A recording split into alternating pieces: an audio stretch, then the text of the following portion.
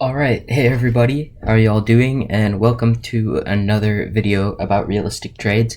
I recently uploaded one about James Wiseman and the Warriors, so if you could do me a favor and go check that out and leave your opinions there. But today we're talking about Kristaps Porzingis. So, as a Mavs fan, Kristaps Porzingis has been interesting. Last year he started out the season really bad, which I think we all expected, but towards the end of the later parts of the season he was great. There was that stretch in, I believe, February and January where he was averaging like 25 points, 12 rebounds, great efficiency, great defense. And Luka was out for some of those games, and he led us to a really good record when Luka was out last year. And during the Orlando bubble, he was phenomenal. He had a couple great games. I believe he had like 40-20 game or something close to it against the Rockets. He was absolutely phenomenal.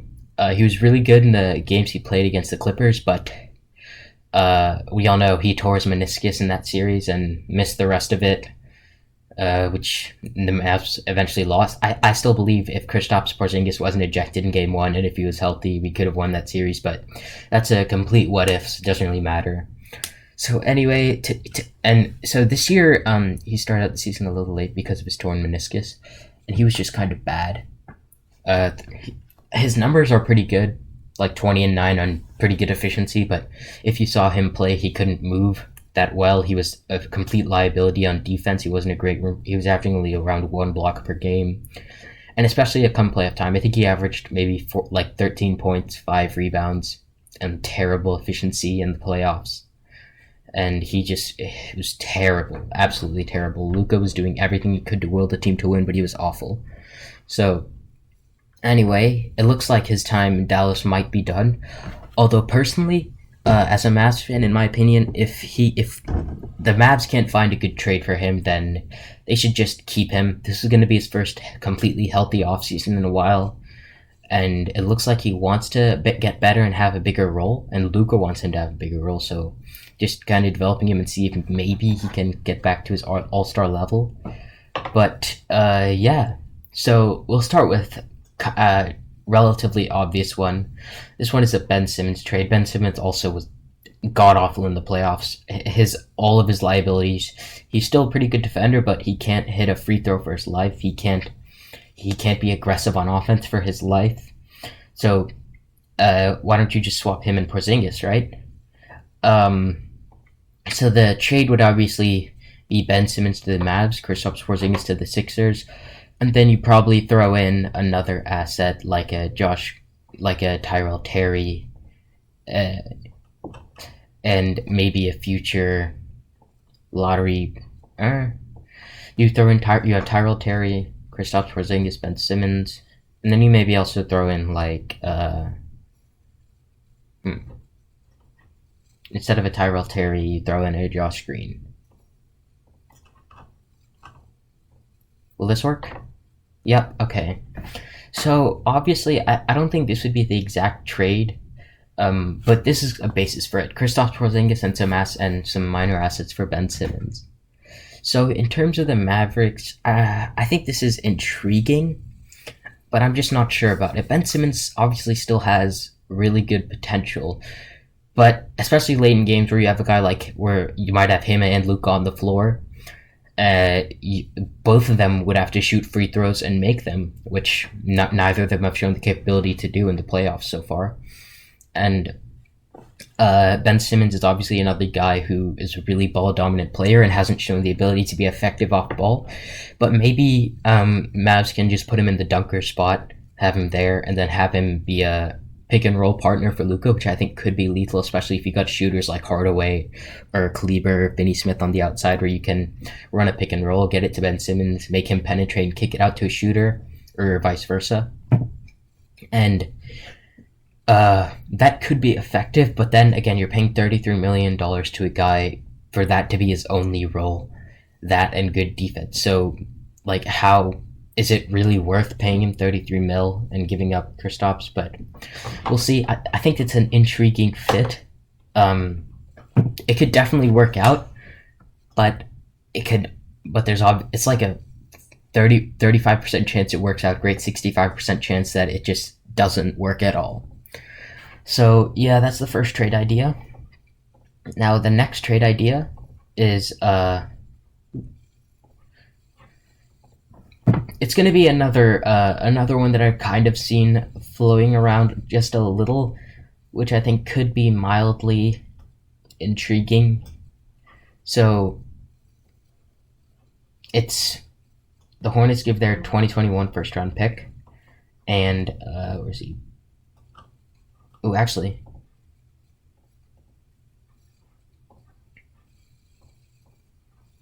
so it's a Hornets trade. Hornets give Gordon Hayward to the Mavs. Hornets get Kristaps Porzingis, and the Mavs also give up, let's say, a 2020 or 2025 lottery protected first round pick. This should work. Oh, forgot to trade that to the Hornets. Let's see. I mean, it works from a cap standpoint. So, from the Mavs standpoint, you're giving up Porzingis for Gordon Hayward, who, if he was healthy, probably would have been an all-star last season. He was really good last season with the Hornets. But the big thing is injury issues. And this is one that I've seen kind of popular, a trade with the Hornets for Gordon Hayward. I think it's definitely intriguing. If Gordon Hayward can stay healthy, which is a big if, because there's a high chance he won't stay healthy, just like this year with the Hornets. But if he can play like 70 or 65 out of 82 games, I think that's a success. And I think he would be a great secondary ball handler, as a guy who can he can facilitate, good passer, he's a good shooter, he can create his own offense really well, and he's a pretty decent defender. And he's just an all-star caliber player almost. And you're giving up Kristaps to the Hornets. I think this would be a great fit for the Mavs if Hayward can stay healthy. However, that contract is very big, which is why it's a little iffy. Do you really want to pay that much for Gordon Hayward?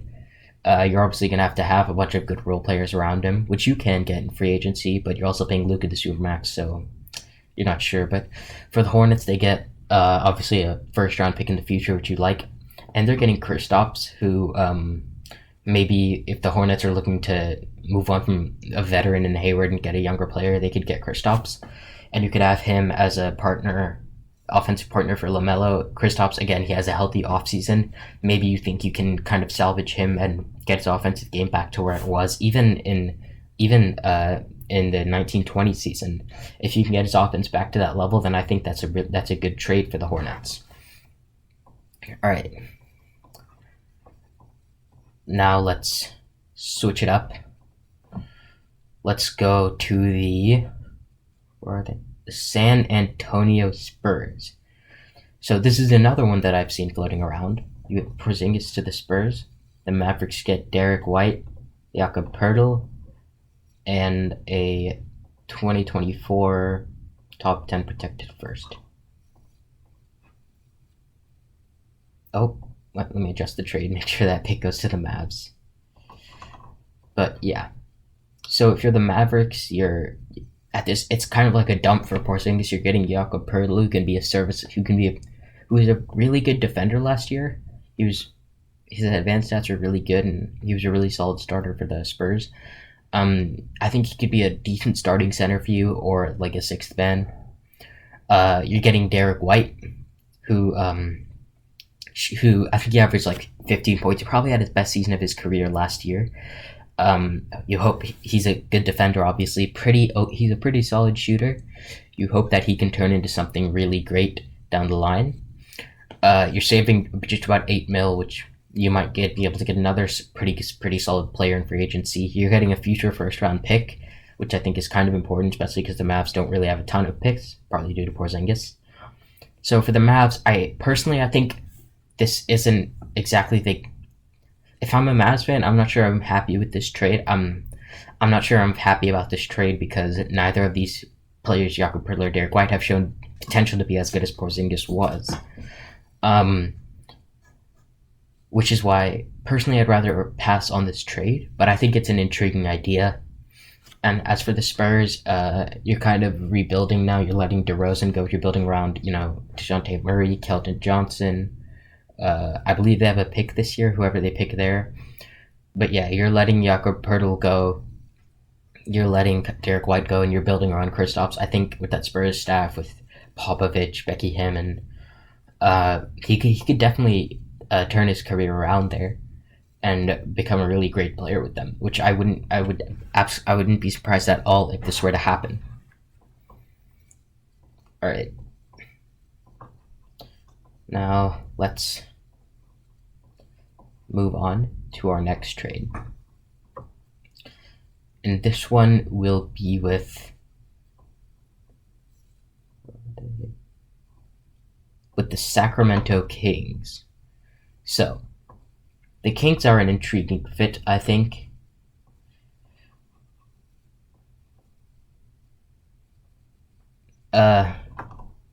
You're obviously maybe rebuilding for the future now. You're obviously rebuilding for the you're rebuilding if you're the Kings. You want to move on from Harrison Barnes. He's a veteran. You probably don't want to pay him that much.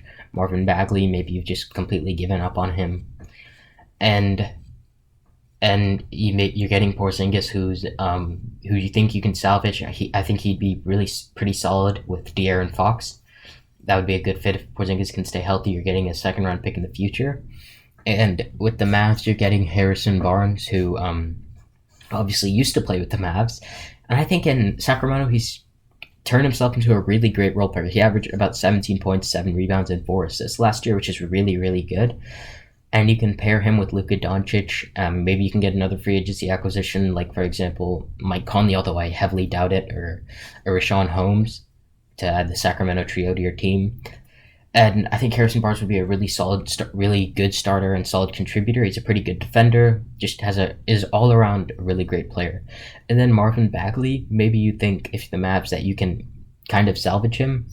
He obviously has not been good with the Kings. He's been injured and stuff, but he's shown decent scoring potential. And I think with Luka as his pick and roll partner and pick and pop partner, and with the coaching staff in Dallas, like Dirk, I think Dirk is part of the coaching staff now or part of the front office, whatever. I think Bagley could maybe turn his career around into a solid player. And yeah, it's kind of ironic because the Kings took Bagley over Luka, and now the Mavs are taking Bagley. But personally, if I'm a Mavs fan, I don't love this trade.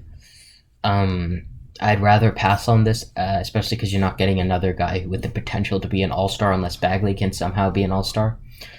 Personally, I'd rather the Kings give up a pick, but I'm not sure that's 100% realistic with how much Porzingis has tanked his value. But that would be my hope as a Mavs fan. So this was 4 Kristaps Porzingis trade ideas coming from a Mavs fan. Let me know in the comments section below whether you like any of these trades or whether you absolutely hate them. And give me your ideas on how to modify the trades to make them more realistic, or just propose completely new trades if you want. But yeah, anyway, have a great day.